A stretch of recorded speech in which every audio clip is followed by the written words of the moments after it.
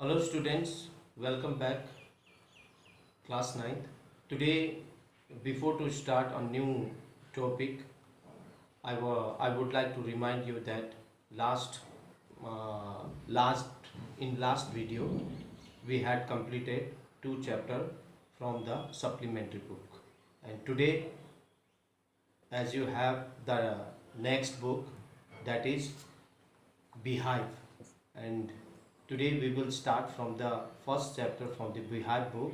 So I have written on the board, just have a look.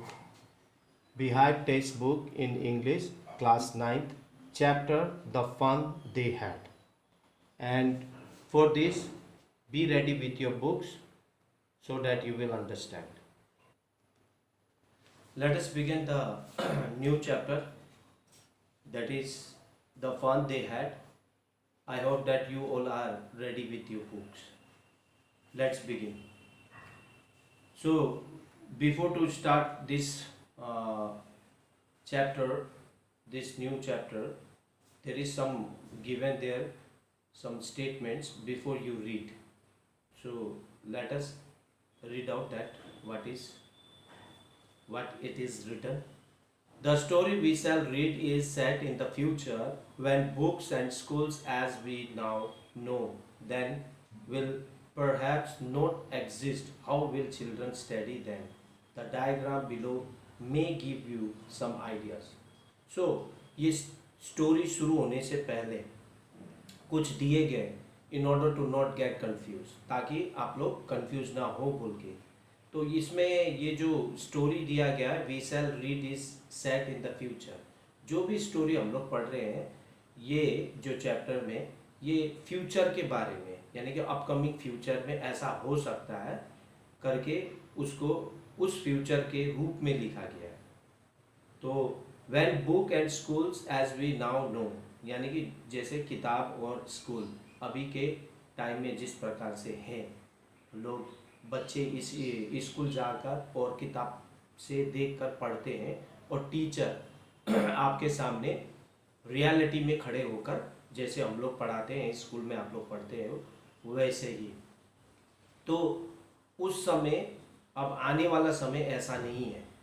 तो इस प्रकार का कहानी इस पे आधारित किया गया है, विल परहैप्स नॉट एग्जिस्ट, जो कि शायद उस आने वाले फ्यूचर में जो कहानी लिखा गया है फ्यूचर के उसमें, तो उसमें फ्यूचर में ही लोग रहकर वो लिखा गया है। तो इस प्रकार से उन लोग किए हैं। तो how will children study then, यानी कि फ्यूचर में किस तरह से उन लोग पढ़ेंगे जब अगर स्कूल ना हो, किताबें ना हो। The diagram below many you may give you some ideas, और यहाँ पे कुछ आइडिया आपको डायग्राम दिए गए हैं जिसमें कि आपको आइडियाज में जानकारी मिलेगा। तो जैसे learning through computer,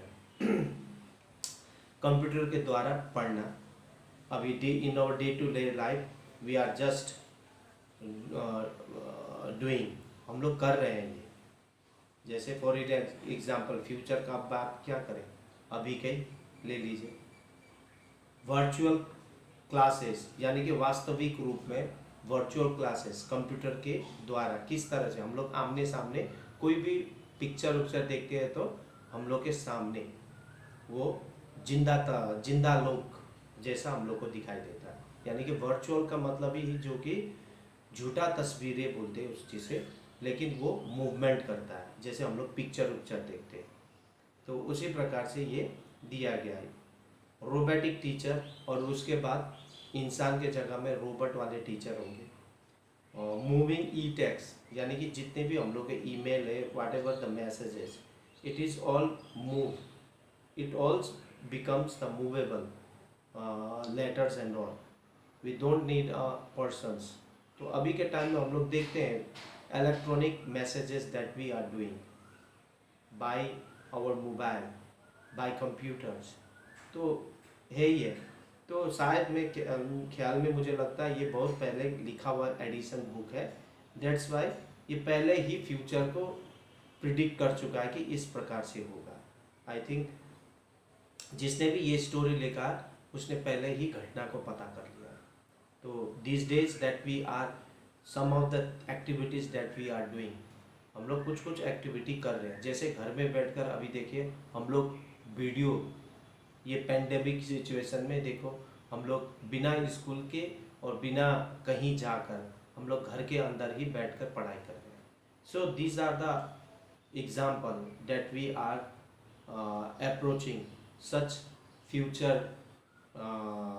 shape that already it mentioned here in this chapter. So today we are going to start. So these are the, ये चीज़ बनाया गया है कि आपको डायरेक्शन दिया गया है, तो इसी प्रकार से ये लिखा गया है, तो इसी प्रकार से ये कहानी में आधारित है। जैसे morgue even road about it that night in her diary on the page headed 17 May 2057 she wrote today Tommy found a real book। तो यहाँ पे ठीक इतना ही लिखा उसने, मैगी ने लिखा कि डेट नाइट, उस रात को डायरी में ऑन द पेज हेडेड 17 मई 2157 के टाइम को बताया, यानी कि ये सेंचुरी 2000 सेंचुरी के 21st सेंचुरी के 57 ईयर को डिनोट्स किया गया। तो उसने लिखा today Tommy found a real book, यानी कि टॉमी ने एक वास्तविक किताब, जो पहले के समय में पढ़ा करते थे स्कूल जाकर, वो किताब मिला करके बोलते हैं। It was a very old book, बहुत ही पुराना किताब है। मॉर्गीज grandfather once said that when he was a little boy his grandfather, यानी कि कभी पहले, है ना, ग्रैंडफादर कह रहे हैं कि मार्क्सिस के ग्रैंडफादर बोल रहे हैं कि कभी पहले वे इस छोटे में स्कूल जाया करते थे, तब उन लोग इन किताबों को लेकर पढ़ते थे। Took him that there was a time when all story were printed on paper.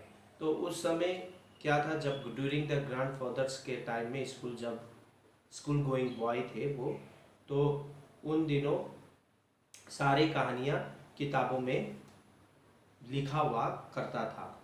तो they turn the pages which were yellow and crinkly. तो दे टर्न द पेजेस, तो ये इस प्रकार से कहानी वो बता रही है।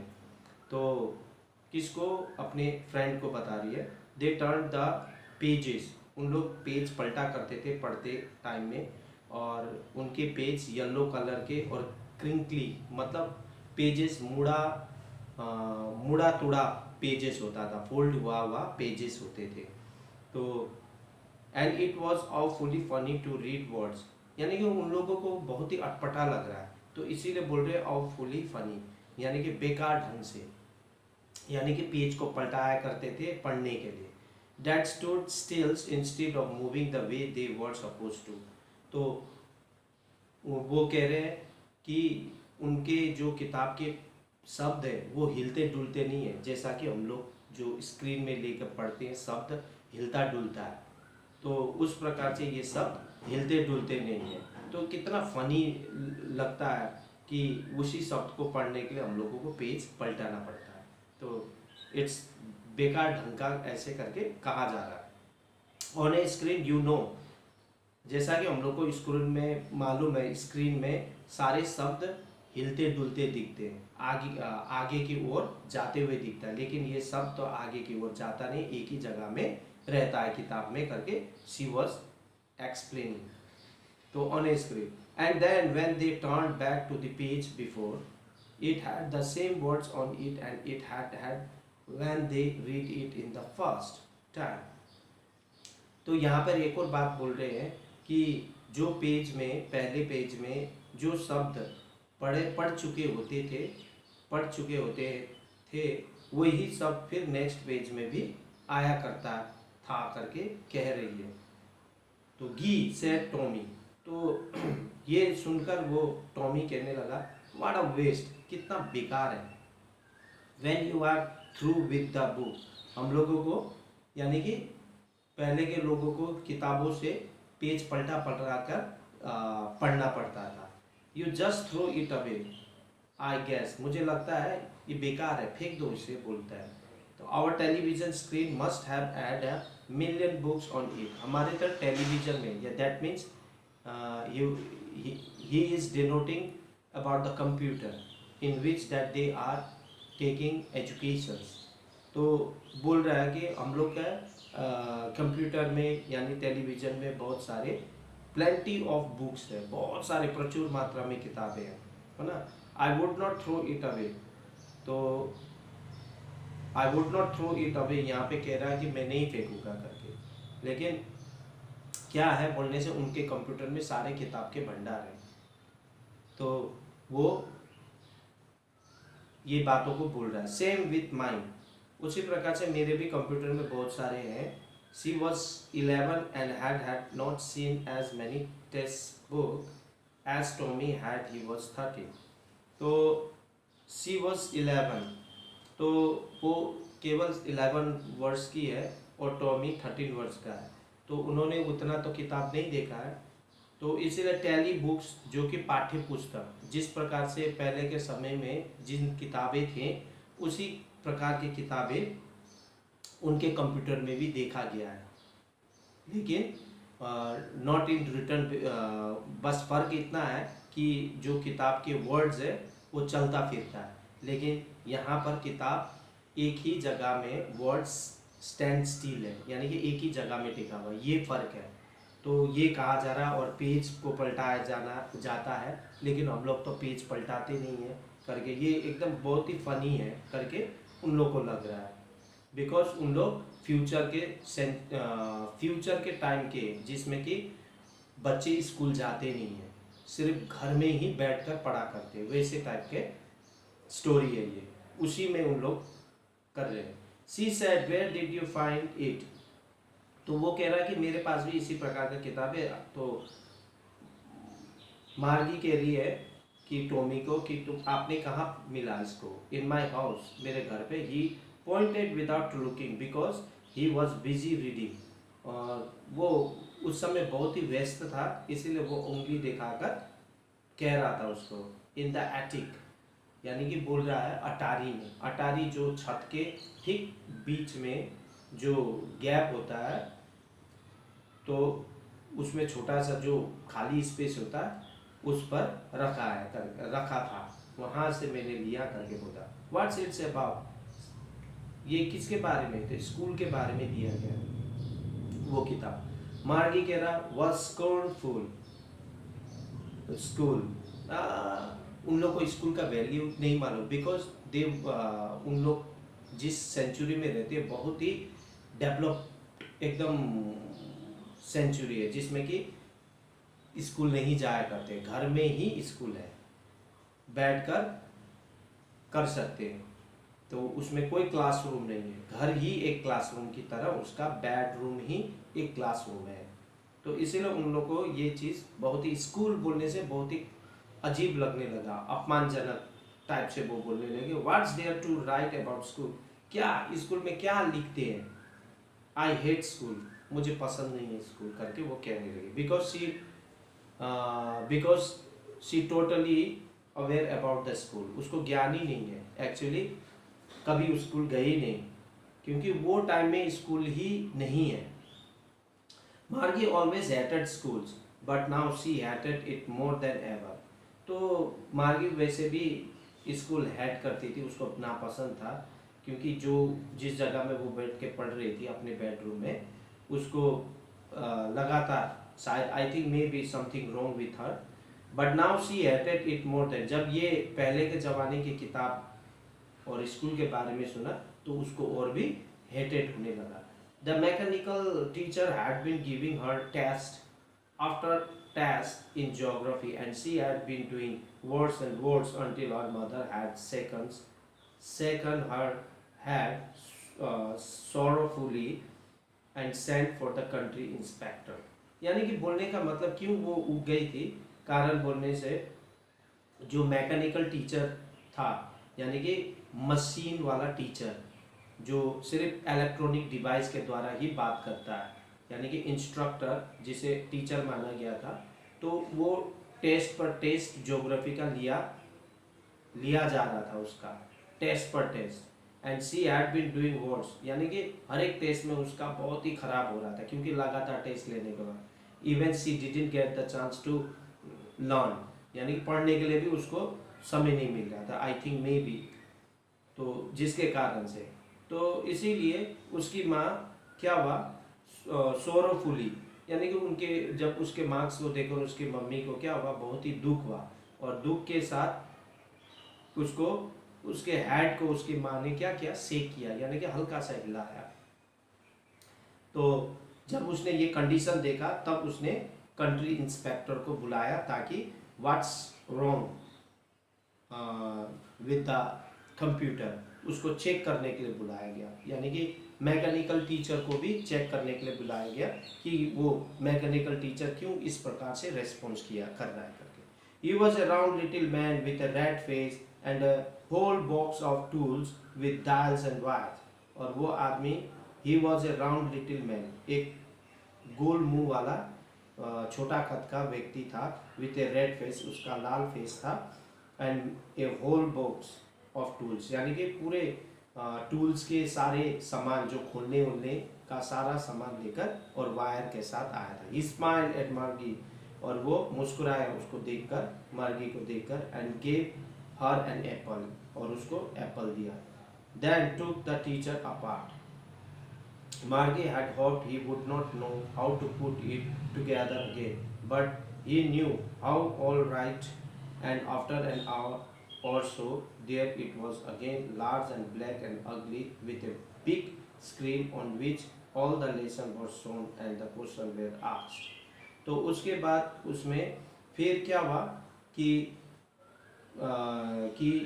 all right, फिर उसके बाद मार्गी had hoped he would not know how to put it, यानी कि जो भी टीचर था वो मैकेनिकल टीचर, उसको हटाया गया, हटाने के बाद फिर दोबारा उसको फिर अच्छे सिरे से उसको इलेक्ट्रॉनिक डिवाइस को एक्टिव किया गया। तो जब एक्टिव करने के बाद क्या देखा कि फिर से विथ अ बिग स्क्रीन, बहुत बड़ा स्क्रीन, यानी कि दिखने लगा, पहले से भी बहुत ज़्यादा बड़ा स्क्रीन, और बहुत ही बेकार लग रहा था, यानी कि किसको बेकार लग रहा था, मार्गी को बेकार लग रहा था। All the lesson were shown, फिर दोबारा उसमें जितने भी लेसन पार्ट था वो सारे अच्छी तरह से दिखने लगा, and the question were asked, और क्वेश्चन भी जो पूछा गया उसका भी स्क्रीन में दिखने लगा। That was not so bad, और ये पहले से बेहतरीन काम करने लग रहा था। The part Maggi hatted most was the slot, और जो भी चीज़ उसको खराब जो लग रहा था उसमें निर्धारित समय, एक डेफिनेट टाइम, जिसमें कि वो चीज़ों को उसको पूरा करके सबमिट करना होता था। Where she had to put homework and test paper, जिसमें कि उसको टेस्ट पेपर और होमवर्क निर्धारित समय में उसको देना पड़ता था, स्लॉट पर डाल देना पड़ता था, जहाँ पर टाइम और पोजीशन दिया गया उस स्पेसेस में उसको डाल देना पड़ता था। तो she always had to write them out in a punch code they made for learn when she was 6 years old, और उसके बाद they made her learn when she was in a punch code, they made her learn when she was 6 years old, और उसको जब वो 6 साल की थी तो उसको एक पंच कोड पर लिखना पड़ता था, और इस प्रकार से वो धीरे धीरे कंप्यूटर में करना सीख गई थी। And the mechanical teacher calculated the marks in no time, तो जो मैकेनिकल टीचर थे वो कैलकुलेट करते थे, जो भी मैथमेटिक्स की चीज़ करते थे, तो अगर the marks in no time, अगर बिना समय से पहले, अगर समय के दौरान में जमा नहीं करते हैं तो उस समय मार्क्स नहीं मिलता था। तो इस प्रकार से था। The inspector had smiled after he was finish, जैसे ही उसने ये कंप्यूटर को, इलेक्ट्रॉनिक डिवाइस को बनाया तो वो मुस्कुराया। तो let us read in the next video from the paragraph 5. See you till then, goodbye.